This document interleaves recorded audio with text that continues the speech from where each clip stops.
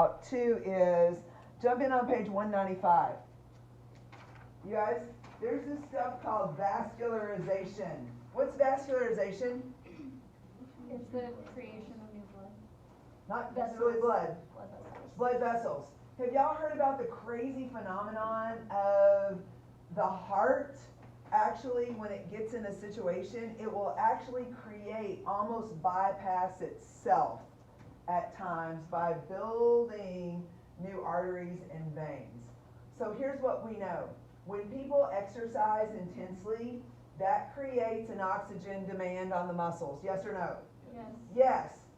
Since there is this metabolic demand, your body will rebuild and create ways to get oxygen and red blood cells to the working muscles through vascularization. Now, here's the whole thing. If you're chronically dehydrated, are you going to have enough blood plasma volume for your body to ever send the need to create more vessels? No. That's why it's so important that you stay hydrated. Especially if you're an athlete that is crushing it in the gym. There's nothing more important than staying hydrated for an athlete with that whole thing with vascularization. Because you guys, it makes things great. So it's on page 199 that we actually talk about the EPO cool thing that takes place. You guys, a couple of B vitamins that are actually really important as it really relates to staying hydrated. You guys, vitamin B6 and vitamin B12 are really important in red blood cell production. A little bit of trivia about B12. We kind of call it the energy vitamin sometimes. You guys, if you are someone or you know someone that is eating a complete vegetarian or a complete vegan diet, they have to be on some sort of B12 supplementation, or else they're going to start to feel neurological things starting to happen, and they're not going to be nearly as efficient as creating those red blood cells. So again, I always love to be very respectful of people that are choosing to consume different diets, but I also kind of am starting to see that there is the beauty of consuming meat. Okie doke. Everybody good with that? All right, so now we are jumping over into the vitamins. Anybody? Where's my things about vitamins? That's a mineral, that's a mineral, that's a mineral, that's a mineral. Oh, who is my vitamin toxicity person? Come up here and talk to us. What in the world is vitamin toxicity? So it's basically vitamin poisoning. So if you have an excess of vitamins in your body, it's bad. Okay, so how often does this really happen? Not very often. Not very often. That's kind of whenever we were talking about the thing with hyponatremia. It really doesn't happen very often. And remember, our RDAs just want us to what? Survive, not thrive. So again, you can, do you think it's the water-soluble vitamins or the fat-soluble vitamins that we tend to possibly go over toxicity in?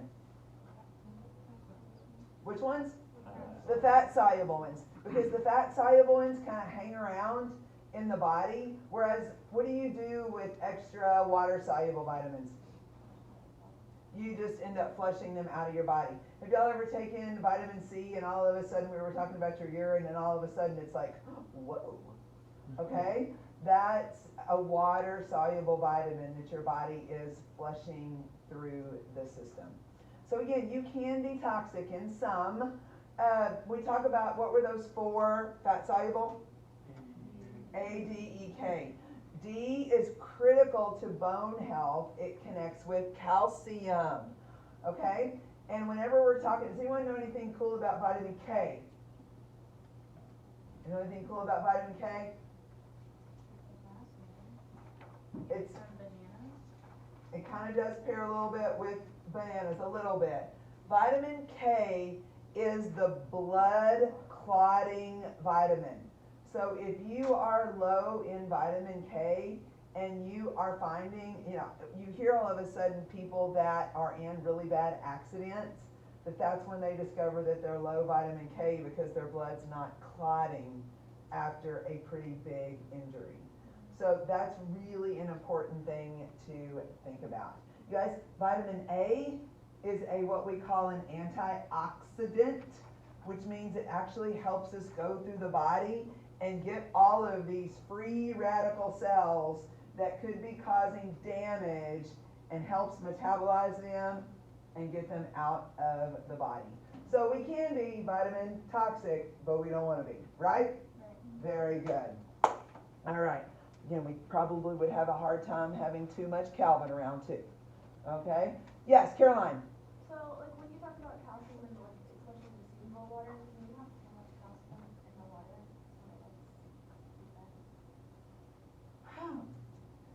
Okay. So here's what I know from personal stories. I had both my OBGYN was here.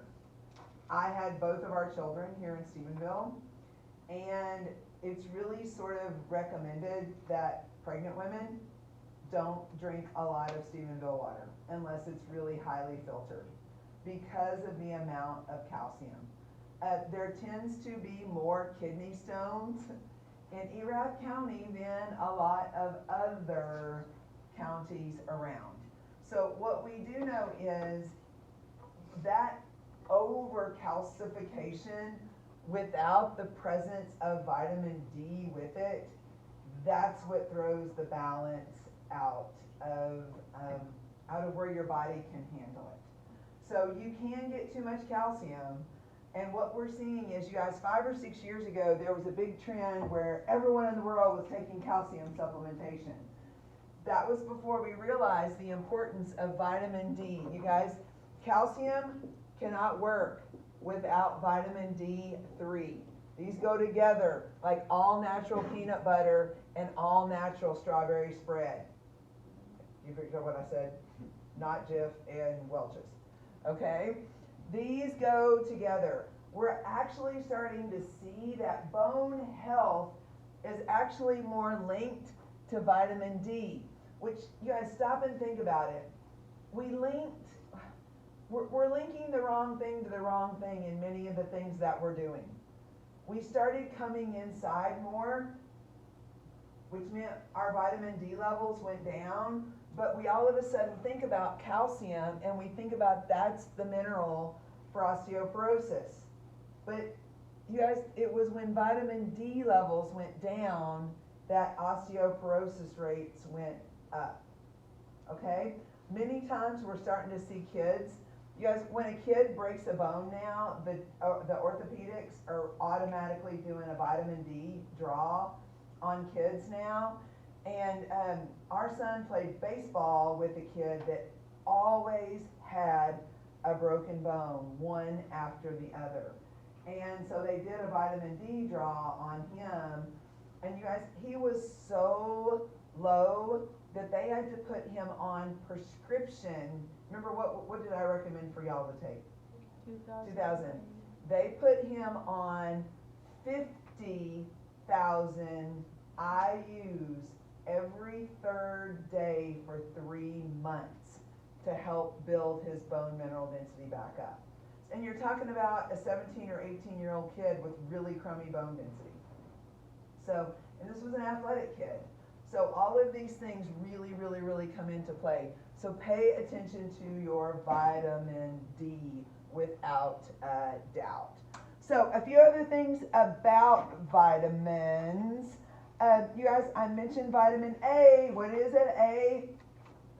It's an antioxidant, you guys. It's great. Retinol, beta carotene.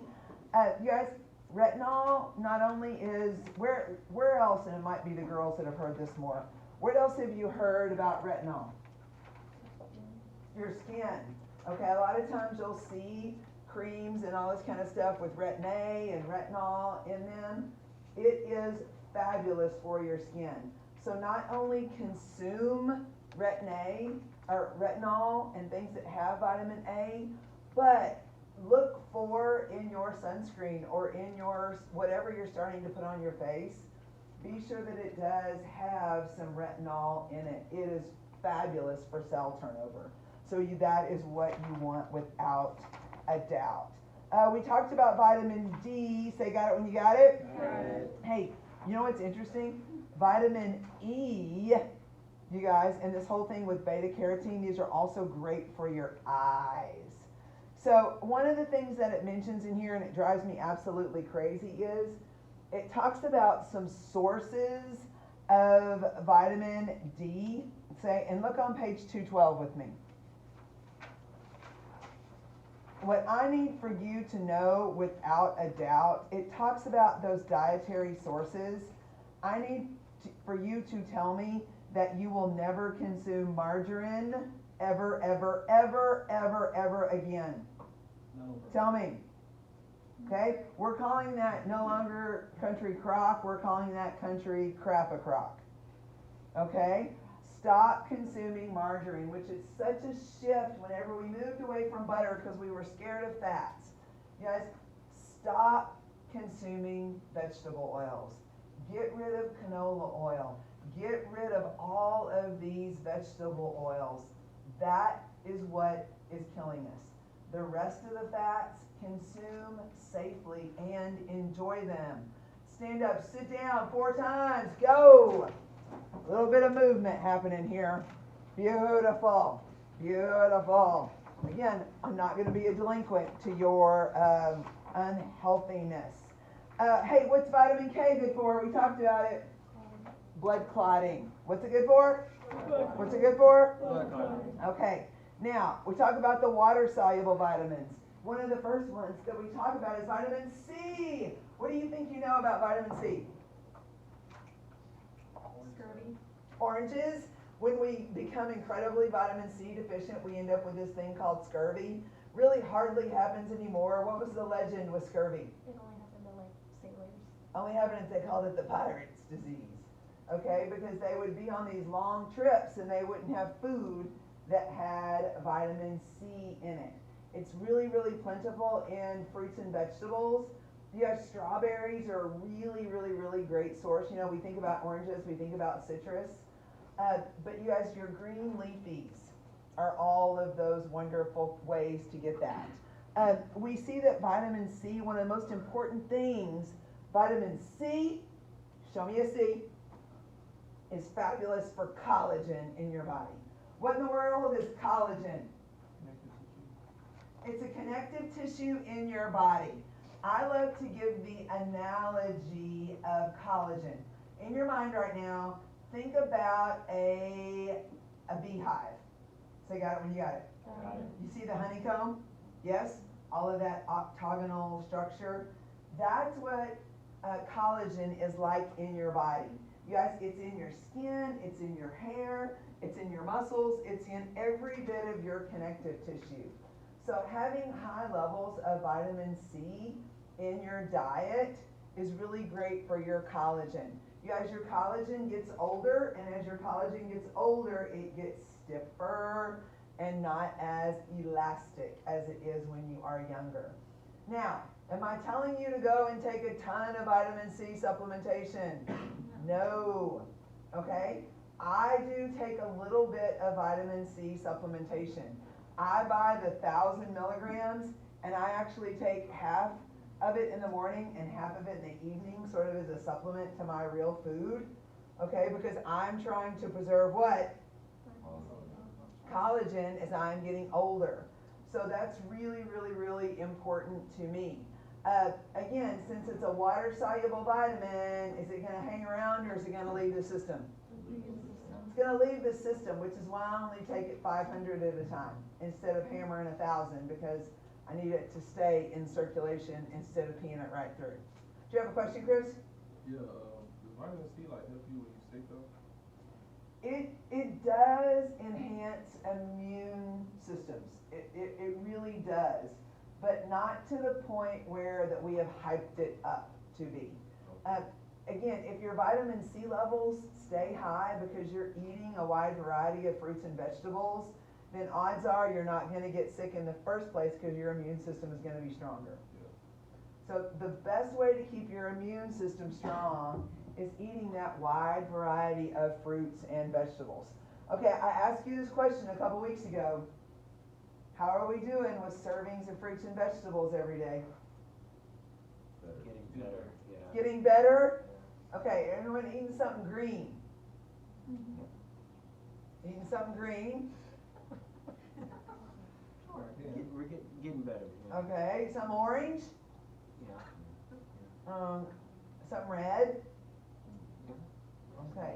As strawberries and the blueberries have been rocking in my world lately. It just seems to sort of taste great to me. That's been sort of my go-to thing lately, has been berries. It tastes awesome. You guys, the McKays, there's a salad at every meal. That's just a way for us to add that green and add that stuff in. So always think about, if you're at the dining hall, go by the salad bar. Get something green on your plate. It is one of the best things that you can do. Friends, again, leafy greens have more, even vitamin D in them, and actually vitamin C as well, than milk. You know, we think about vitamin D and we think about milk, okay? And also we think about vitamin C. You guys, green leafy vegetables have all of this vitamin C and this vitamin D that our bodies desperately need. Okay, it is good on athletic performance. So are we at least wanting to be at the RDAs, or are we at least wanting to jump up into the ODIs? At least jumping up into the optimal levels. Okay, a lot of the B vitamins, again, there's a ton of them. Riboflavin is actually B2. That's on page 221. It's very interesting that when people end up a little bit deficient in riboflavin, this is when you see cracks in the skin, inflamed lips, a reduction in growth in kids, hair loss, general just dermatitis, and even depression. You guys, when your brain gets deficient in these main vitamins and minerals, all of these other things start to take place. And so here's what I want you to think about. What kind of people are you? Okay. If the RDA is simply giving us enough of these recommendations just to stay alive, and you're not helping your body with good food or even a basic multivitamin, you're gonna get lower than surviving, which means you're setting your body up for all of this cascade of effects. You guys, we're starting to see that one of the best ways to help people that suffer from chronic depression is to get them off of a sugar diet, get them off of a grain diet, get them fruits and vegetables, get them a multivitamin, and let them start walking. Guess what? There are 0 side effects to that. So you're not putting, and what's sad is, you know, what are the side effects of a lot of the antidepressants?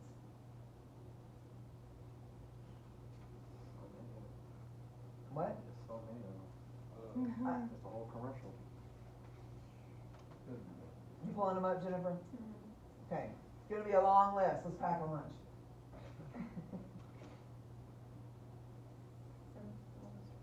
Just telling me which ones I should take. Yeah, not hard to find which ones they tell you to take, is it? It's just telling me what all I should take and stuff. Okay, so here's what ends up being, got it? I think so. Okay, go. Depression treatment and symptoms. But it's. No side effects of drugs? I got it. Okay, go for it. Let me look at Nausea, increased appetite and weight gain, loss of sexual desire, fatigue, drowsiness, insomnia, dry mouth, blurred vision, constipation, which I can kill more. Yeah. Okay, I'm just saying, if I had a couple of those, I I would get depressed. I mean, you know, the thing that's making me really happy right now is that at least it's starting to be talked about, that there might be a better way than to just prescribe medications. And do I agree that sometimes medication is perfectly warranted? Yes. But you know what? Here's what I can guarantee you. If you end up being put on a medication, okay? So for instance, let's just say this medication is right here, and then, that's not a blue marker, that's a black marker. Let's just say that you are diligent with taking this medication because you are ready to feel better. If you will start to consume foods that actually help this medication work, okay, so this good food actually, I love to think about what you eat being a moat around your castle, okay? So if you are someone, or you know someone that does take medication for depression, encourage them to boost the ability of that medication to work. I can tell you all without a doubt that the food that I eat makes a difference in how well or how not well my epilepsy medicine works. You guys, I can go on vacation where I'm possibly making a lot worse nutrition choices, true or false? True. Okay, and what starts to happen to me is, for some people that have seizures, they have what's called an aura, where they kind of get a warning that a seizure is about to happen. So I know that there's been times when I have over-sugared, when I have over-alcohol, that all of a sudden I am not letting my medicine work for me, which means I have possibly destroyed the moat and drowned the castle. So if you are on some sort of medication, think about setting that medication up for success with your nutrition that you put in. So, again, y'all jump in when you see anything going on. Like I said, I'm highlighting some things. Hey, B6. I love this. It's one of the coolest things that you can start. And I'm talking to the ladies in the room in a kind way, but I'm also empowering some gentlemen to share the good news. We know that B6 really helps with some of the symptoms of PMS. Okay? So what I encourage females to do is to take B6 during the week that you are basically the week before you start your period. That's whenever PMS week is. So start to supplement with some B6. You don't have to take it all the time. Again, that's a better choice than either killing people, that gets you in jail, okay, or you just not feeling good. So think about that, getting B6 in. It's an incredibly inexpensive vitamin that can help. You guys, folate or folic acid, yes? So I just want to jump back real quick. How do you know if you're eating the right foods to help your medication? How do you know what those foods are? If it is red, green, yellow, orange, blue, blueberries, Purple. Blueberries are so purple. okay? If you are eating fruits and vegetables, you are going to be setting yourself up for success. Just end of story. End of story. And again, within each one of these sections, it mentions a couple of foods. What I will say is, this edition of this book actually says soy in some things. You do not consume soy, or you consume as little as possible. Okay? And then also, it mentions some of these things with canola oil and vegetable oils. You guys, we are realizing that those are inflammation poison. Okay? Do you remember the day that we did the glass tube? Yes or no? Okay, where all of a sudden we did the diabetes analogy? Did we not do that in here? Oh, stand up. We gotta do this. Okay. I'd love for y'all to go with me on visual analogies. Okay, all of a sudden I want everyone to be holding a glass tube. So got it? Okay. Now, what I want you to do is I want you to put one hand on the bottom of the glass tube and then like tip it up where it can't spill out. Okay. Now, you have a box of rocks over here, and I want you to get some of those rocks and I want you to drop them in your glass tube. Okay? I want you to put your other hand on the top of that tube. I want you to turn it like this. And are you ready? I want you to go like this. Shake it back and forth. Shake it, shake it, shake it, shake it, shake it. Okay. Now, this is when you do like the magic trick. Now go over your little bucket, turn it this way, and then like have fun and go. Okay. So all your rocks went where? Back in the bucket. All right. Now, look at that glass tube. What do you, smart people, what do you think that glass tube looks like now? Scratched out. It is all scratched up on the inside. That is what having elevated blood sugar does to your arteries and your veins. It shreds up the inside of them. So does that mean it's a nice smooth surface? Yes or no? No. Which means if we have this shredded vein and mainly artery situation, okay, what we start to see happen is when we take these oils, hydrogenated oils, soybean oil, trans fats, remember that's that whole country crap a crock, okay? If you're taking these inflammatory oils and you're consuming them and then putting them down the scratchy highway, the odds are higher that they're going to do what?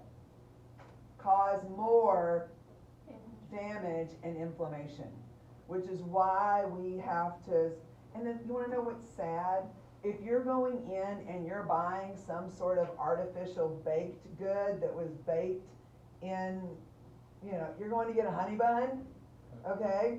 When you go get that honey bun, that is the combination of diabetes and that hydrogenated oil coming in to mess things up, okay? Again, whenever you overconsume sugar, which organ goes out of control? The pancreas. It cranks out what? Insulin. And then all of a sudden there's so much insulin floating around in the blood, there's so much sugar that can't be converted. Where does all of that extra sugar go? Into your fat stores, into the warehouse. Good job. Have a seat. All right. Interesting thing about folate. Folate is critical. What is it? What is it? Critical. It's critical to healthy pregnancies. Okay? We realized this about 10 or 15 years ago that we were seeing women that were having recurring miscarriages. And so that's whenever we started kind of doing some blood work and started saying, hey, I wonder what could be missing in this diet for these women that are having miscarriages. So as an echo to that, we learned that it was folate. And so that's whenever we started putting folic acid and folate in every single multiple vitamin. It's a higher level in prenatal vitamins. So here's my advice to especially women that are not taking great care of their nutrition. Take a multivitamin, especially if you're sexually active and you have a potential to get pregnant. Okay? Just do that. I know that there's a gal in the Monday, Wednesday class, and she is really